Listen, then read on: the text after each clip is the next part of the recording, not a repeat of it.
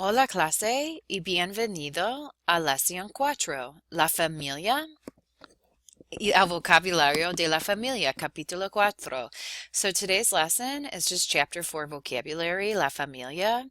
So a lot of these words you're probably already familiar with. So just to keep in mind, the printout that I have in the learning modules, that's for you to use as a cheat sheet. So a lot of times it's really hard to flip back to the ebook and see what your answer is. So if you follow along, you can fill it in and it'll be a lot easier for you when you go to take your quiz on Connect.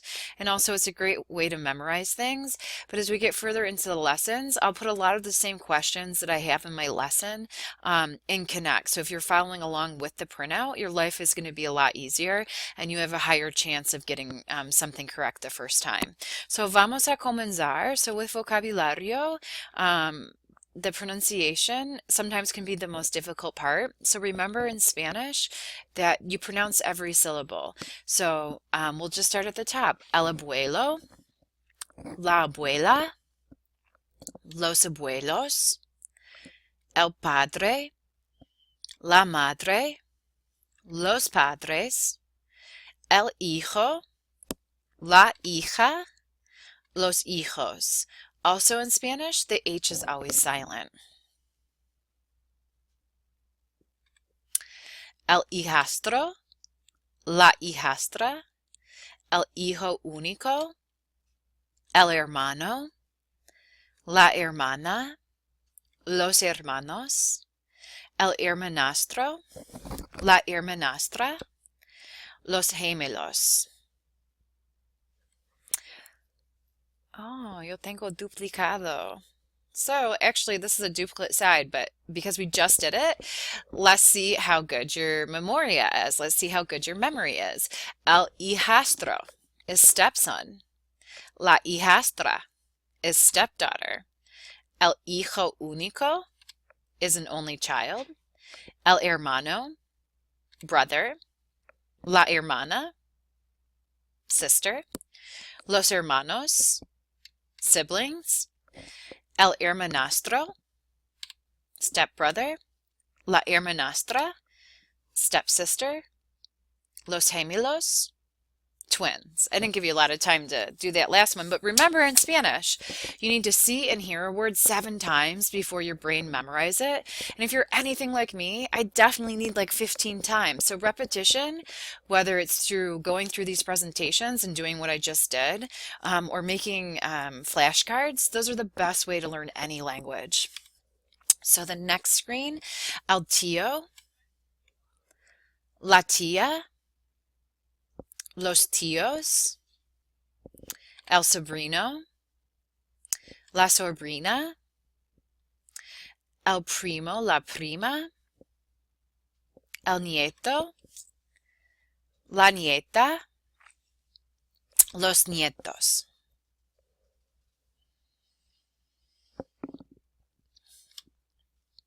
El esposo, la esposa, la madrastra, el padrastro, la madrina, el madrino.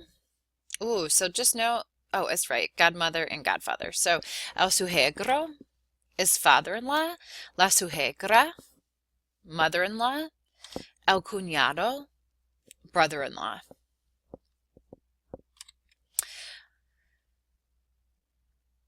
So, la cuñada is sister-in-law, la nuera, daughter-in-law, el yerno, son-in-law. La mascota is a pet. So the 2 ejemplos, los dos ejemplos that I have here are El Gato y El Perro, which is also a great show on HBO if you ever get a chance to watch it, El Gato y El Perro, because they speak in English and Spanish, so it's a great way to expose yourself. Obviously, there's a lot more different types of pets that you can have as well. So los números, so we'll be working on these in the next lesson. 100 is 100.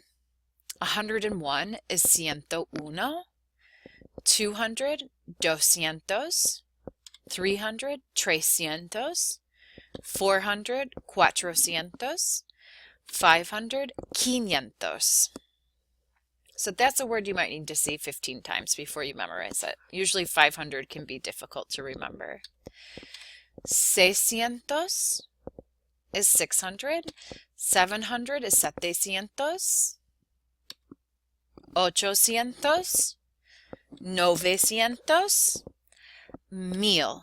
So 1,000, they don't say un mil, they just say mil. 2,000. 1,000,000. 2,000,000. So these are in order on that cheat sheet that I put on your learning module.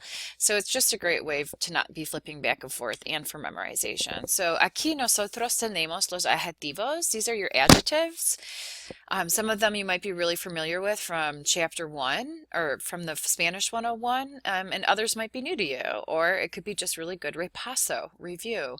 Cariñoso, delgado, flaco, gordo, hermoso, jubilado, listo, orgulloso, torpe, tranquilo,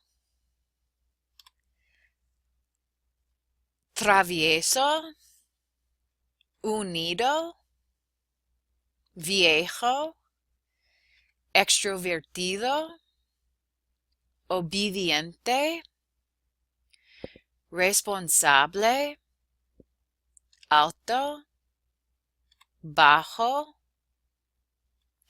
guapo,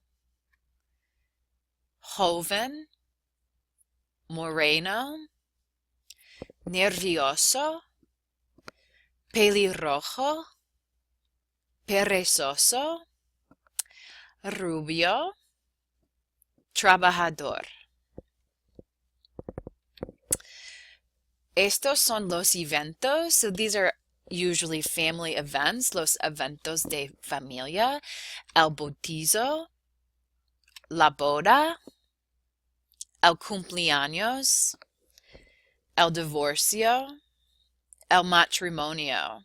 So there's a couple in here that are cognates, for example, bautizo, divorcio, matrimonio. And cognates are words that look the same, or look similar and are spelled similar in English, and they have the same meaning. So they actually help you out a lot. It's one less thing you have to memorize. Casado, divorciado, separado, soltero, viudo. So these are called estados, states. So here we have por and para.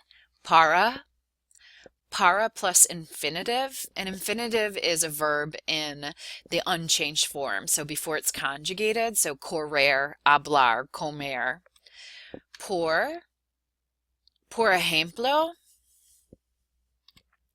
por eso, por favor, por fin, por lo general, por lo menos. Oh, and that's the last one, on la lista. So you can use this list to complete your Chapter 4 vocabulary quiz. And like I said before, the more exposure you have to it, the more likely you are to memorize it. So, que tenga buen día. I hope you have a great day. Y nos vemos en la próxima lección. Ciao.